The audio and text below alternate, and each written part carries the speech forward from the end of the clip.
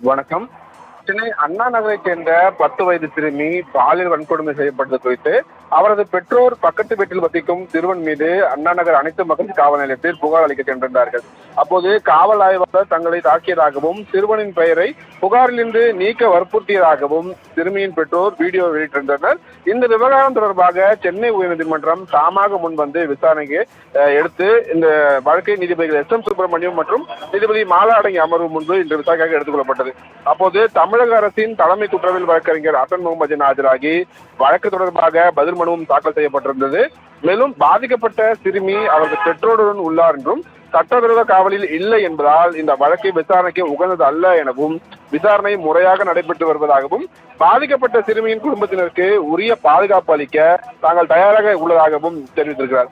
அதே சமயம் மகளுக்கு இழப்பீடு வழங்க கோரி பாதிக்கப்பட்ட சிறுமியின் தாய் தாக்கல் செய்யப்பட்ட மனு மீதான விசாரணையில் அவர் தரப்பில் பாதிக்கப்பட்ட சிறுமியிடம் பெறப்பட்ட வாக்குமூலத்தின் ஆடியோவானது சமூக வலைதளங்களில் பரவி வருவதாக அவர் தரப்பில் தெரிவிக்கப்பட்டது.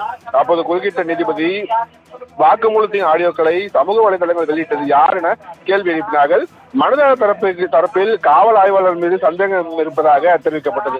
இதையடுத்து போக்சோ வழக்கு என்பதால் தேவைப்பட்டால் ரகசிய விசாரணை மேற்கொள்ளலாம் என தெரிவித்த நீதிபதிகள் துறையின் பதில் மனு தொடர்பாக பதிலளிக்க பாதிக்கப்பட்ட சிறுமி தரப்புக்கு உத்தரவிட்டு வழக்கின் விசாரணை அக்டோபர் 1ஆம் தேதிக்கு தள்ளி வைத்திருக்கிறார்கள்.